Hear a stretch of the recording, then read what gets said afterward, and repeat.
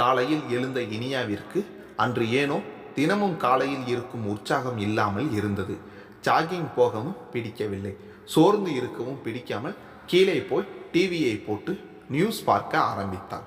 ஆனால் மனம் அதிலும் சென்றால்தானே. டிவியை வெறுத்து கொண்டிருந்தாள். அங்கு வந்த அபி ரிமோட்டை எடுத்து கார்ட்டூன் பார்க்க ஆரம்பித்தாள். இனியாவிடம் எந்த அசைவும் இல்லை. என்னடா சித்தி ஒன்றுமே சொல்லவில்லையே என நினைத்துவிட்டு அவள் டிவி பார்க்க தொடங்கினாள். அங்கு வந்த அவள் தந்தை இனியாவை பார்த்து, குட் மார்னிங் இனியா, என்ன இன்று ஜாகிங் போகலையா என வினவினார். இனியாவோ இந்த லோகத்தில் இருந்தால்தானே பதிலளிப்பதற்கு. அவளுக்கு தந்தை வந்ததும் தெரியவில்லை. அவர் பேசியதும் அவள் காதில் விழவில்லை. பெண் ஏதும் பேசாததை பார்த்து வியந்த தந்தை பதறிப்போய், இனியா என்னம்மா, என்ன ஆயிற்று என்றாள். அவளுக்கு அதுவும் தெரியவில்லை. கடைசியில் அபிதான் இனியாவை போட்டு உலுக்கி எடுத்தாள். அபியின் உழுக்களில் விழித்த இனியா ஒன்றும் புரியாமல் விழித்தாள். என்னம்மா, என்ன ஆயிற்று என்று பாசமாக தலைவருடைய தந்தையை ஒன்றும் புரியாமல் நோக்கினாள். என்னப்பா, என்ன கேட்கிறீர்கள்? எனக்கு ஒன்றும் புரியலையே. இல்லைம்மா, நான் உன்கிட்ட பேசிக்கிட்டு இருந்தேன், ஆனால் நீ எதுவும் பேசாமல் டிவியை வெறிச்சு பார்த்துக்கிட்டே இருக்க, அதான். இல்லைப்பா, ஏதோ யோசனையில் இருந்துட்டேன், சாரிப்பா. பரவாயில்லம்மா, வேற ஒன்றும் இல்லைல்ல என்று வினவினார் தந்தை. ஒன்றும் இல்லைப்பா, சும்மா ஏதோ யோசிச்சுட்டு இருந்தேன். நீங்கள் பேசினதே காதில் விழலை. சரிம்மா, காஃபி சாப்பிட்டியா? இல்லைப்பா, இனிமே தான் சாப்பிடணும். சரி இரு, நான் அம்மா கிட்ட காஃபி எடுத்துட்டு வர சொல்கிறேன் என்று கூறிவிட்டு அவர் சென்றார். அன்று மருத்துவமனைக்கு செல்வதற்குள் இனியா இதுபோல் எத்தனையோ தவறுகளை செய்து ஒரு வழியாக கிளம்பினார். கிளம்பும் போதும் டிஃபன் பாக்ஸை மறந்துவிட்டு வண்டியை கிளப்ப போகும்போது லட்சுமி எடுத்து கொண்டு போய் கொடுத்துவிட்டு, இன்று நீ கண்டிப்பாக போகணுமா இனியா? நீ ஏனோ காலையில் இருந்து சரியில்லை, தலைவலி சரியாகிடுச்சா இல்லையா? இன்னைக்கு மட்டும் போக வேண்டாம்டா என்று கூறினார். இல்லைம்மா, நான் நல்லா தான் இருக்கேன், தலைவலியெல்லாம் எப்போவோ போயிடுச்சு, இன்னைக்கு அந்த அளவுக்கு ஒர்க்கும் இல்லை, ஸோ நான் போயிட்டு வந்துடுறேன், சாயந்தரம் சீக்கிரமே வந்துடுறேன், ஓகே என்று சொல்லிவிட்டு ஒரு வழியாக கிளம்பினான். இனியாவிற்கு இன்று போகாமல் வீட்டிலே இருந்து விடலாம் என்று தோன்றியது. ஆனால் வீட்டிலே இருந்தால் இப்படி எல்லாவற்றையும் சொதப்பி எல்லோரும் கேள்வி கேட்கிற மாதிரி ஆகிவிடும் என்பதாலே மருத்துவமனைக்கு கிளம்பி விட்டாள். அதிலும் நாளை வேறு சண்டே, நாளைக்கு எப்படி சமாளிக்கப் போகிறோம் என்று தெரியவில்லை என்று நொந்து கொண்டே வண்டியை ஓட்டினான். இன்று வேலை அவ்வளவாக இருக்காது என்று அம்மாவிடம் சொன்னதற்கு மாறாக மருத்துவமனையில் இனியாவிற்கு அப்பாயின்மெண்ட் இருந்து கொண்டே இருந்தது. அதற்கு ஏற்றாற்போல் அவளால் மாறுவதற்குள் போதும் போதும் என்று ஆகிவிட்டது. இனியாவிற்கு மதிய உணவின் போதுதான் கொஞ்ச நேரம் கிடைத்தது. திரும்பவும் 1 மணி நேரத்தில் திரும்பவும் அப்பாயின்மெண்ட் உள்ளது. அவளுக்கு அப்போதுதான் இன்னும் கார்த்திக்கை சந்திக்கவில்லை என்பது நினைவுக்கு வந்தது. சரி, அதற்குள் கார்த்திக்கை போய் பார்த்து விட்டு வந்து விடலாம் என்று தோணவே கார்த்திக்கை பார்க்க சென்றாள். கார்த்திக்கை பார்த்து பேசிக்கொண்டு இருந்த சில நிமிடங்களிலே இளவரசன் அங்கு வந்து சேர்ந்தான். இனியாவிற்கு அவனை பார்க்க ஆச்சரியமாக இருந்தது. அவனை சந்தித்த நாளில் இருந்து அவன் கார்த்திக்கை பார்க்க வருவது சாதாரண நிகழ்ச்சிதான் என்றாலும், நேற்று அவ்வளவு நடந்த பிறகு இன்று வந்திருக்கிறான் என்றால் இவனை என்னதான் சொல்வது? இவன் மனதில் என்னதான் நினைத்து கொண்டிருக்கிறான்? அதிலும் இவன் காலையிலிருந்து வந்துவிட்டு போயிருக்க கூடாதா என்று எண்ணும்போதுதான் இனியாவிற்கு இவன் தினமும் காலையில் அவன் வேலைக்கு கிளம்பும் போதுதானே வருவான் என்பது நினைவுக்கு வந்தது. இன்று என்ன இந்த நேரத்தில் வந்திருக்கிறான் என்று எண்ணியவாறே அவனையே பார்த்து கொண்டிருந்தான். கார்த்திக் இடையில் புகுந்து, என்ன அக்கா அப்படி பார்க்கிறீங்க என்றான். ஒன்றுமில்லையே என்று கூறிய இனியா, இவனை பார்த்ததிலிருந்து இது ஒரு தொல்லை, வாயில் வார்த்தைகளே வராமல் மனதில் குமைந்து கொண்டிருக்கும் என்று மனதில் எண்ணிக்கொண்டாள். இளவரசனோ நேற்று நடந்த நிகழ்ச்சியை நினைவில்லாத பாவனையில், ஹாய் கார்த்திக், எப்படி இருக்கிறாய்? நேற்று உன்னை பார்க்க வர முடியல என்றான். இருக்கட்டும் மாமா, உங்களுக்கு வேலை இருந்திருக்கும், அதான் என்கிட்ட டெய்லி மொபைலில் பேசுகிறீங்களே. இனியா இது வேறவா என்று எண்ணிக்கொண்டான். என்றவாறே, என்ன இனியா, நீ எப்படி இருக்கிறாய் என்றான். இனியாவிற்கு வந்த கோபத்திற்கு அளவே இல்லை. இவனால் எப்படி இப்படி பேச முடிகிறது? நேற்று நடந்ததை பற்றி சிறு வருத்தமாவது தெரிவித்தானா? அதை அப்படியே விட்டுவிட்டு எப்படி இவனால் பேச இயலுகிறது? முதல் நாளே என்னை அவமானப்படுத்தியவன் தானே. அதை பற்றி உண்மை தெரிந்தும் இவன் பெரிதாக ஒன்றும் வருத்தம் தெரிவிக்கவில்லையே. அதையெல்லாம் மறந்து இவன் நல்லவன் என்று எண்ணி அவனுக்கு உதவ எண்ணியது என் தவறுதான் என்று எண்ணினாள் இனியா.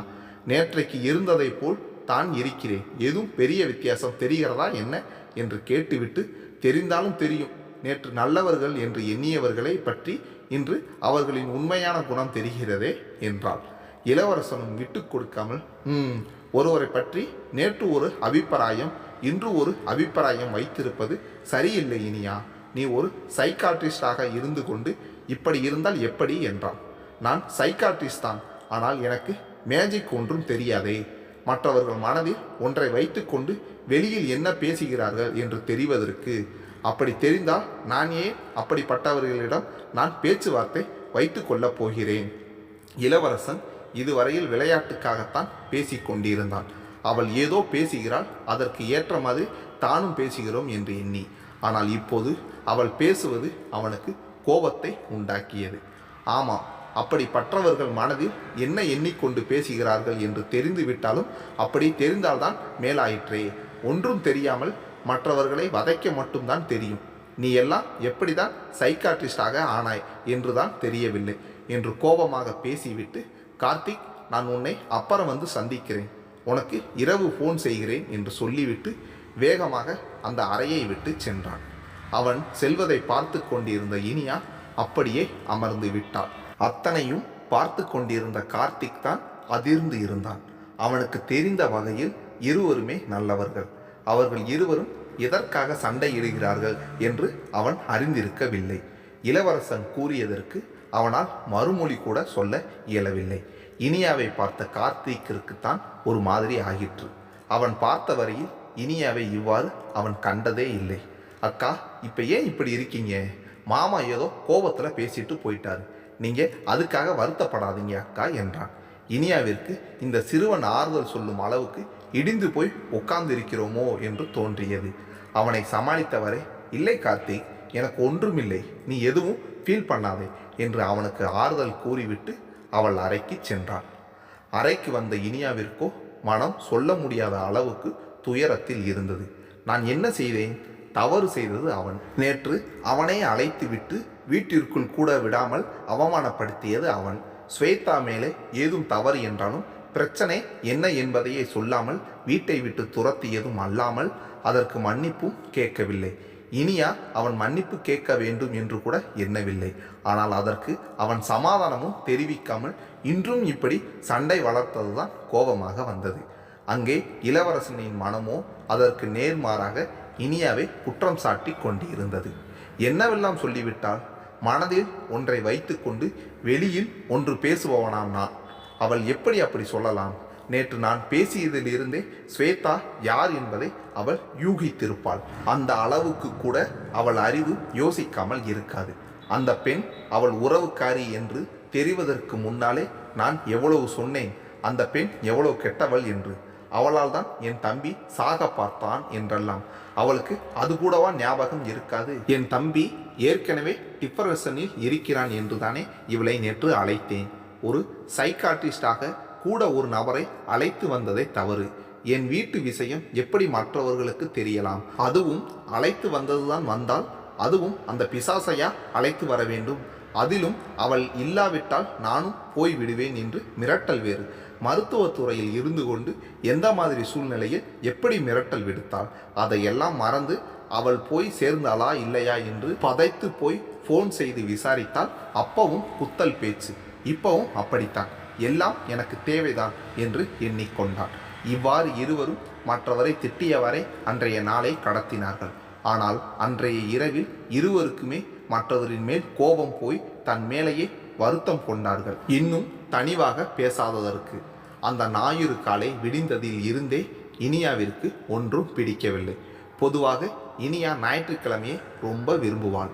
அன்று தான் எல்லா விஷயத்தையும் ரசித்து செய்ய முடிகிறது என்று நினைப்பாள். ஆனால் இன்றோ எல்லா விஷயமும் அவளுக்கு சோர்வையே அளித்தன. அவள் சோர்வான முகத்தை பார்த்து வீட்டில் இருந்த அனைவரும் என்ன என்று விசாரித்து விட்டனர். இனியாவும் ஒன்றுமில்லை, ஒரு மாதிரி இருக்கிறது என்று சொல்லி சமாளித்து கொண்டிருந்தாள். கடைசியில் மாலை 4 மணிக்கு ஹாலில் எல்லோரும் அமர்ந்து கொண்டிருக்கும் போது அவள் சகோதரி ஜோதி, என்ன இனியா, உனக்கு என்னதான் ஆயிற்று என்று விசாரித்தாள். ஒன்றும் இல்லைக்கா, ஒரு மாதிரி இருக்கு என்றான். ஜோதி சிரித்துவிட்டு, ஒரு சைக்காட்ரிஸ்ட் மேடம், இப்படி சொல்லக்கூடாதே என்றான். என்ன, ஒரு சைக்காட்ரிஸ்டாக பார்க்காம இந்த வீட்டில் ஒரு பொண்ணாக பாருங்க, பர்சனல் விஷயத்தில் ஏன் என் ப்ரொப்போசனை நடுவில் இழுக்கிறீங்க என்று சிறிது கோபமாக வினவினாள். இனியாவிற்கு நேற்று இளவரசன் இதே வார்த்தையை குறிப்பிட்டது நினைவு வந்து அவனுக்கு பதில் கூறுவது போல் சொல்லிவிட்டாள். அவள் பேசிவிட்டு அவள் அக்காவின் முகத்தை பார்த்தால் ஜோதியின் முகம் வாடிப்போய் இருந்தது. என்ன செய்து விட்டேன் என்று இனியா தன்னை மனதில் திட்டிக்கொண்டே சகோதரியிடம் மன்னிப்பு கேட்டாள். சாரிக்கா, ஏதோ யோசனையில் தெரியாமல் பேசிட்டேன், பரவாயில்லை என்று சொன்னாலும் ஜோதியின் முகம் வாடிதான் இருந்தது. மற்ற அனைவரும் வேடிக்கை தான் பார்த்தார்களே ஒழிய சகோதரிகளின் சண்டையின் நடுவில் வரவில்லை. அக்கா, நிஜமாவே சாரிக்கா, ஏதோ தெரியாமல் பேசிட்டேன், என்னை மன்னிச்சிடுக்கா என்று வருந்தினாள்.